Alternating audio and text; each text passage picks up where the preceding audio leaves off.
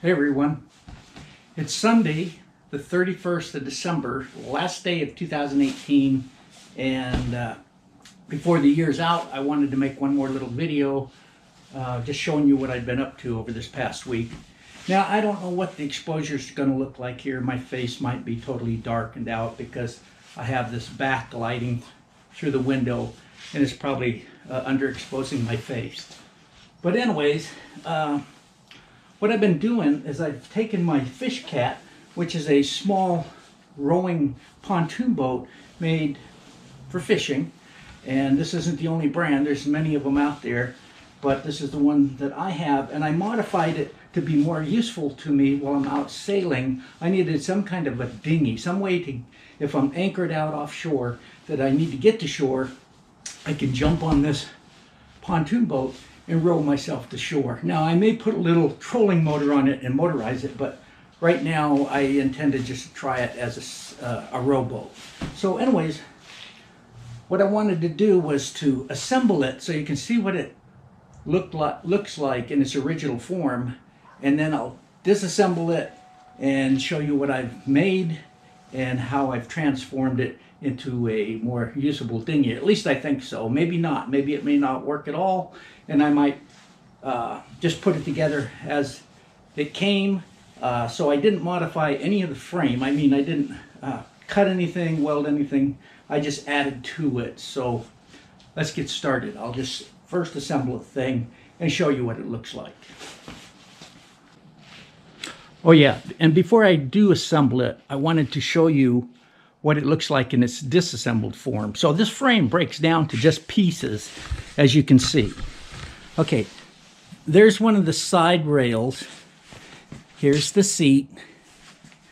Other parts, this piece here, right here, is meant for a trolling motor to mount on that plate. These pieces are what you put your feet on, and I'll show you that when I get it assembled. And the other side piece. So between these 1, 2, 3, 4, 5 pieces, that's the entire frame. And the seat assembly, which holds the frame together. And of course the pontoons. And the pontoons are 9-footers. So you can see how that frame goes together. And it's really a clever little boat for fishing and on the water. It moves along really well. But it really wouldn't serve me too well as it is as a dinghy. Although, I mean, sure, I can get to shore and back, but I'm probably going to get very wet.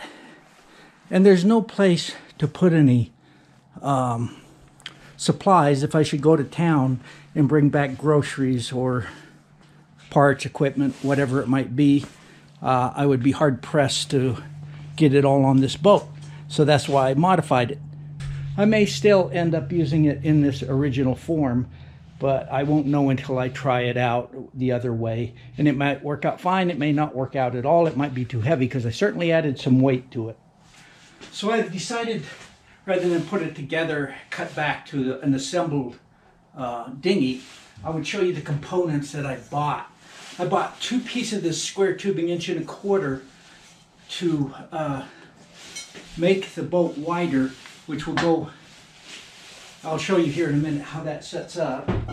So I've got 2 of these pieces. Then I built these 2 to extend the frame, and it's adjustable as I have different holes in here so I can change the overall length of the boat.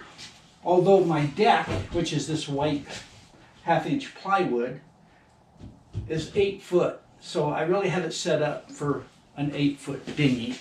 But as you can see, I had to purchase tubing and angle and square tubing and all of that. And I cut all of it by hand with a hacksaw. I even coped the tubing.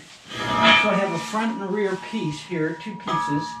So I've got these scales. And so right now, I'll just go ahead and weigh these things, and we'll add it all up and see what we are adding to the boat. So this piece, they're identical, so I'll only need to weigh this one.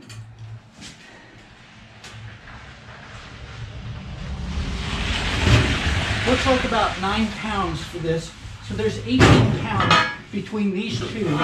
There's 18 pounds. About 50 pounds I'm adding in addition to what the boat already weighed after subtracting those components. So there you have it. Now I'm going to go ahead and assemble this and show you what it looks like all together.